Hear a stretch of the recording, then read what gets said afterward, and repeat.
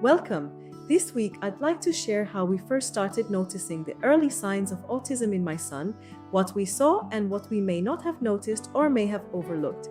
These signs start very quietly. On their own, each one seems unimportant and is easy to miss. But at some point, you realize they're actually everywhere in sleep, in eye contact, in play, in touch.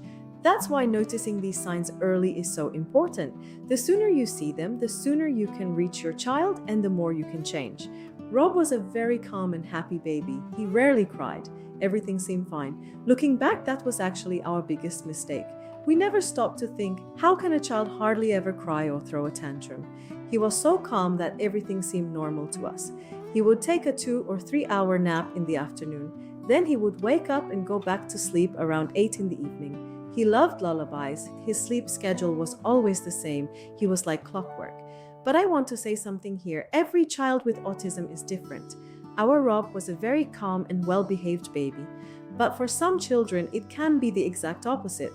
They may have severe sleep problems, insomnia, constant crying and screaming, much stricter routines, and much stronger reactions. Autism doesn't have just one phase. Don't expect to see a specific pattern. Watch your own child. And one more thing, I'm only sharing our own child's story and our own autism journey. Every family's experience can be different.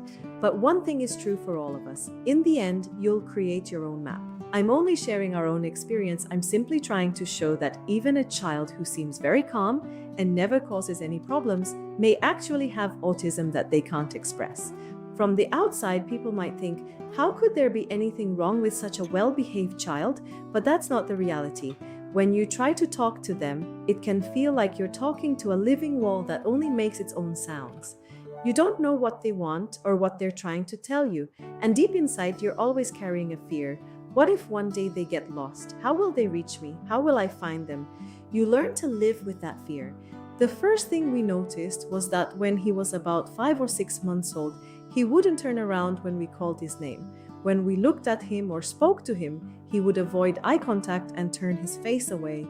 Even when we tried to turn his face toward us, he would look away as much as he could. He didn't communicate with anyone. He seemed to see and notice everything happening around him, but he didn't respond. After he turned 1, he started pointing, but only for his own needs. Water when he was thirsty, milk when he was hungry, or something he couldn't reach or wanted. When we asked him something or called his name, he wouldn't respond. There was communication, but it was only for his own needs, not as a response to us.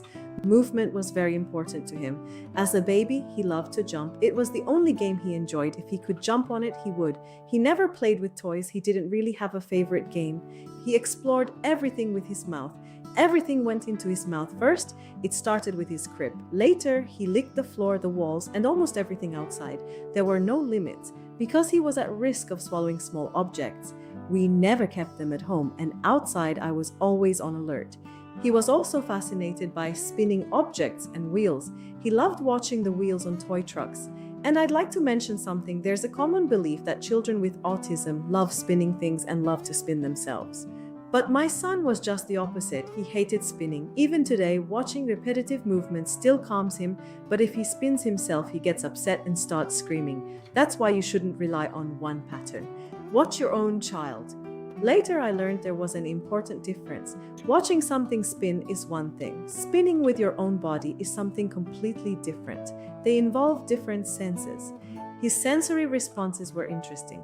If he didn't feel physically safe, he would immediately pull away and try to protect himself.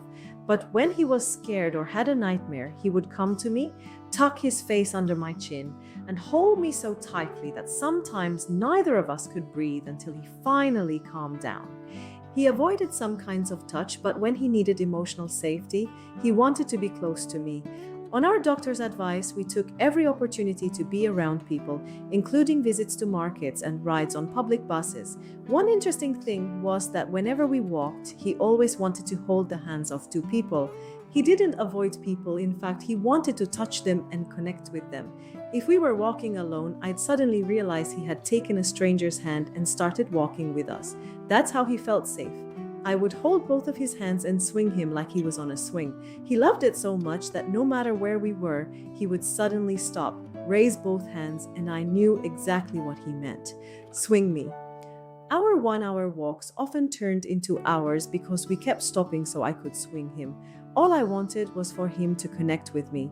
It didn't matter how he did it. Knowing he could have fun with me helped him build a connection with me and come closer to me. Most days I came home with a sore back. I raised him without screens.